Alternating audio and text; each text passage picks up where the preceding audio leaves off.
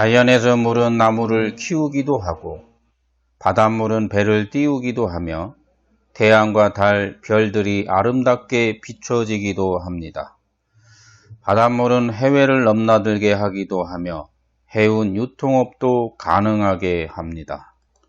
그래서 모기 술을 먹으면 자기 학습을 하는 모양을 말하며 금이 술을 만나면 상품을 멀리 전달하는 모양을 말합니다.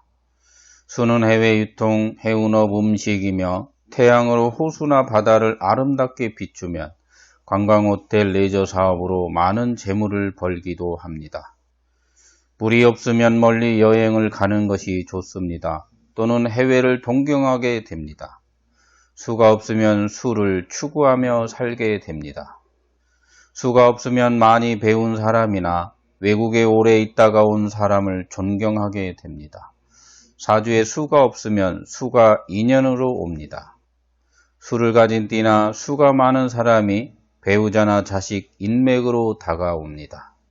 수가 없는 사람이 수를 가진 사람을 만나는 것은 모두 인연이기 때문입니다. 오늘은 수가 없거나 수가 부족한 사주를 가지고 특징과 개운으로 살아가는 방법을 알아봅시다. 안녕하십니까, 도곡입니다. 오늘은 간목일간 수가 없는 사주에 대해서 알아보도록 하겠습니다. 1월의 나무입니다. 1월의 나무는 물을 먹고 성장을 해야 합니다. 그래서 병화도 있고, 그래서 사주의 특징은 간목이 두 개가 원령에서 나와서 같이 성장하는 구조로 되어 있습니다. 그리고 천간은 각기압으로 되어 있고, 진토, 재물, 편재는 간목이 가지고 있는 형국과 같습니다. 그래서 이것을 이제 부모 재물이라고 하죠. 부모 재물을 언제쯤 나에게 가져올 수 있는지 뭐 이런 거 물으러 오죠. 그래서 오늘은 1월달 간목일간은 병화가 있으면 같이 성장하는 구조로 되어 있죠. 간목이 없으면 일간이 성장하는데 비견이 있기 때문에 비견도 같이 성장하는 구조를 가지고 있는 특이한 사주입니다. 그래서 비견을 이기기 전까지는 큰 재물을 모을 수 없고 비견을 제하기 전까지는 사업을 할 수가 없습니다. 그래서 비견을 제하는 경호대운 오기 전 38세까지는 조직 생활을 하고 비견을 제하는 경호대운부터 사업을 할 공산이 매우 큽니다. 그리고 많은 재물을 벌 수 있는 그런 대운을 만나기 시작을 한다고 보시면 됩니다. 사주가 원령에 이렇게 간목일간에 비견이 있는 것을 걸록격이라고 하죠. 겁재가 있으면 양인격이라고 합니다. 묘목이 있으면 양인격이라고 하고, 묘목이 있으면 월겁, 양인격, 관살이 있으면 양인격이라고 붙입니다. 그래서 이 사주는 비견이 있으니까 걸록격이라고 붙이면 됩니다. 그래서 원령에 뭐 비견이 있고 월비, 겁재가 있으면 월겁, 양인, 뭐 걸록이라고 표현을 하는데, 그것을 관살로 제해서, 관살로 제하는 이유는 개인의 식상으로 가지 않고 자제력, 일간이 자제를 해서 많은 사람을 구할 수 있는 자격 조건을 갖추는지 보는 것입니다. 그냥 원령에 양인겁재가 있어서 차이가 뭔지 뭐 그런 거는 소용없고, 어떤 형태로 살아가는지 그것을 알고 거기다 이론을 더 붙여가지고 확장을 해가지고 사주를 볼 줄을 알아야 합니다. 그래서 원령이 비견이 있으면 관인상생이 정석입니다. 그리고 겁재가 있으면 양인격이기 때문에 살인상생으로 가는 것이 정석이다, 이렇게 알면 되고, 비견이나 겁재가 천간에 드러나면 이도, 다른 길을 가려고 한다. 그래서 이도하면은 비겁이 있으면 인성이, 왕한 인성이 식상으로 화하지 않게 막는지 꼭 확인을 해봐야 됩니다. 인성으로 막으면 지식을 사용하기 때문에 선생이나 뭐 학원 선생, 그리고 사서나 이런 지식력을 사용하기 때문에 그런 것을 꼭 봐야 됩니다. 그리고 이제 공부가 더 되고 그러면은 관인상생이 되어야 한다. 원령의 비견, 걸록격은 관인상생이 되어야 한다까지 알고, 관인상생은 무엇이다? 문관, 행정관, 교육이다. 그리고 나서 인성으로 식상을 막아서 식상생제로 가지 못하게 하는지 꼭 봐야 되고, 그리고 관인상생이 되면 재성과 상관을 꼭 무엇을 가지고 있는지 확인을 해야 됩니다. 여기까지가 기초자들이 해야 될 그런 단계라고 보시면 됩니다. 여기까지 설명을 안 하는 선생도 기초자라고 보시면 됩니다. 사주를 모르기 때문에 설명을 못 하는 거죠. 그래서 이 사주는 월비 관인상생인데 재성과 상관을 어떠한 형태로 가는지를 봐야 됩니다. 이 사주 해당 사항은 아니고, 만약에 이제 월비인데 관인상생으로 가면 재성과 상관을 보는 것입니다.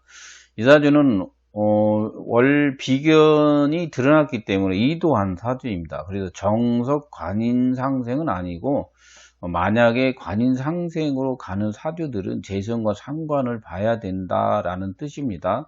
재성을 본다라는 것은 계급형, 지위, 신분을 높게 높이는지를 보는 것입니다.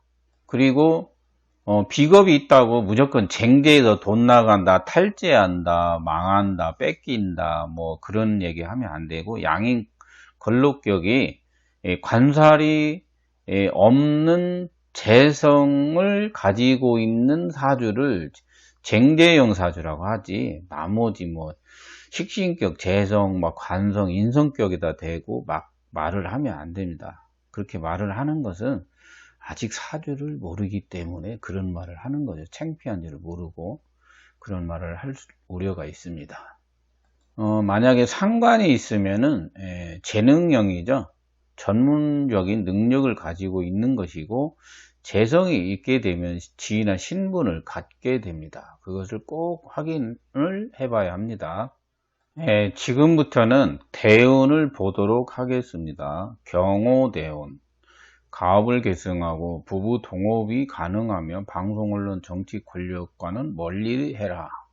그리고 보통 이제 일간이 합되는 거 질문이 많습니다. 저 일간 합되는 것은 무엇으로 봐야 합니까? 그런데 보통 옛날에 집안 식구들끼리 일한다고 그래서 간의 수공업 많이 하죠. 그리고 연애, 이게 각기합이라고 해서 뭐 부모와 동일한 직업을 해야 재물을 버는 특이한 구조입니다. 이 사주에서 왜 가업을 계승할 수 있는 경호대운이냐? 경호대운이 오면 인옷을 하면 신자진을 하게 됩니다. 인옷을 하여야 신자진을 한다, 이렇게 알면 좋죠. 인옷을 하게 되면은 여기에 진토가 이렇게 신자진 해가지고 부모궁에 있는 재물을 신금이 끌어옵니다. 인신사에 작용을 하는 글자가 끌어온다라고 보시면 됩니다. 그리고 경호대운에는 비견을 제하고 연지 재물을 끌어오는 것을 뭐라고 그러냐면 비견을 제거한 경우이다 라고 말을 합니다. 그래서 일간이 신자진 수국으로 생을 받고 가업을 물려받는 시기라서 그때 비견을 처리하는 시기라고 읽습니다. 지금 말한 것은 상당히 어려운 관법이죠. 그래서 물상론에서는 조금 어려운 이야기일 수 있습니다. 그리고 부부동업은 일단 비견을 발동시킵니다. 여기 재성이 합한 비견을 이렇게 갑경충으로 발동을 하게 되면 이게 멀리 간목에 가면서 이게 흙이 묻어서 갑니다. 그래서 여자가 집을 나갈 수 있는 그런 대운이기 때문에 부부동업을 해야 되는 시기라고 읽습니다. 그리고 경호대운에는 정치 권력을 하면 안 되죠. 보통 인옷을 되면은 이게 이제 수생목의 관을 신자진에서 공동으로 이게 두 개가 관을 공유하게 됩니다. 그래서 토가 사라지기 때문에 이때 정치 권력이라든가 이런 것을 하게 되면은 비견한테 지게 됩니다. 그래서 재물, 돈만 이제 왕창 나가고 선거에 당선은 안 됩니다. 그래서 하지 말라는 거죠. 그리고 신미대운에도 인신사에 하면은 이게 해수가 안 옵니다. 그래서 해수가 안 오면은 여기 이제 신금이 인신사에서 해수가 오는 거냐 안 오는 거냐의 차이에 따라서 해석이 다르죠. 그래서 인신사에 깨지면은 이 미토 재물도 사라지는 형국과 같기 때문에 일단 이 사주는 정치 권력 안 좋습니다. 그리고 인호수를 하게 되면은 병화가 양이 많아진다고 그래서 이제 어두워지는 시점이 됩니다. 그래서 방송, 언론 같은 거 이런 것도 하지 않는 것이 좋다라고 봅니다. 이 사주에서 인호수라면 신자진에서 재가 나에게 온다. 그래서 인신사회로 오는 특이한 구조입니다. 그래서 해외 유통, 운송, 택배 이런 건 인신사회로 오는 직업이죠. 이런 것들.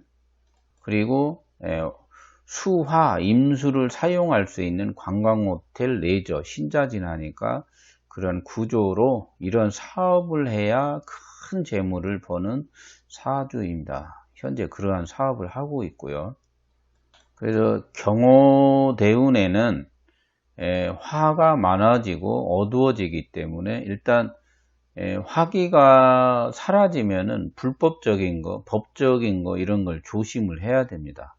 왜 그러냐면 화가 없으면 드러나지 않는 행위를 할 우려가 있기 때문에 그렇습니다. 이 사주는 신미대운이 가장 큰 재물이죠. 뭐 미토 재물도 오고 신금이 오면 사유축이나 그러한 이제 합이 되는 자갈이 튼튼해지는 뭐 간목이 좋아하는 자갈 땅이 튼튼해지는 형국이기 때문에 이런 신미대운에 큰 재물을 벌 수 있는 구조로 되어 있고 부동산 그리고 인신사에 해수가 오기 때문에 수출입 재물로 많은 돈을 벌 수 있는 그런 대운이라고 보시면 됩니다. 그래서 현재 신미대운에 잘 나가고 있는 사주입니다. 이 사주에서 걸록격인데 2도했습니다. 2도에서 식상격처럼 보라는 것이지 식상격은 아닙니다. 그 말은 다른 사람들이 무엇인가 부족한 것을 채워주라는 의미가 그 속에 들어 있습니다. 즉 다른 사람을 활용하거나 그래서 돈을 벌어라 그런 뜻이 들어 있죠. 만약에 이제 근이 또 하나 어디 뭐 인묘 막 근이 또 있으면은 타인을 보호하지 않고 자신의 야심을 드러내는 이도자라고 합니다. 그래서 돈은 많이 벌기는 해도 사람은 얻지는 못하죠. 그래서 그런 것도 확인을 해봐야 됩니다. 오늘도 간략하게 원령이 비견이 있는 걸록격 사주에 대해서 정도는 어떻게 보고 이도한 사주는 어떻게 해석을 해야 되며 대운에서는 어떠한 작용이 있는지 간략하게 알아봤습니다. 이게 이제 어렵게 설명을 하거나 더 디테일하게 설명을 하면 사주가 매우 어렵죠. 그래서 오늘은 조금 간단하게 약간 이론적으로 이제 쉽게 설명을 드리고자 이야기를 했습니다. 오늘은 간목일간이 수가 드러나지 않은 사주에 대해서 알아봤습니다. 띠로는 64년생이죠.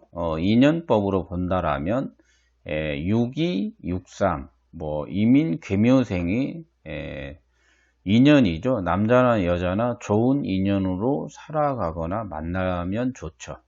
그리고 64년, 65년생들은 인연이 아닙니다. 그래서 멀리 하는 것이 좋다라고 보시면 됩니다. 그리고 6년생, 7년생, 66, 67년생도 인연이 아닙니다. 68년, 69년생들은 인연이 됩니다. 사주에 이제 토가 필요하죠. 그래서 인연이 될 수 있습니다. 그리고 70년, 71년생도 인연이 됩니다. 72, 73년생들은 웬만하면 인연을 맺지 않는 것이 좋다라고 보시면 됩니다. 오늘은 간목일간이 수가 없는 명조에 대해서 알아봤습니다. 끝까지 영상을 시청해 주셔서 감사합니다. 이상 마치도록 하겠습니다.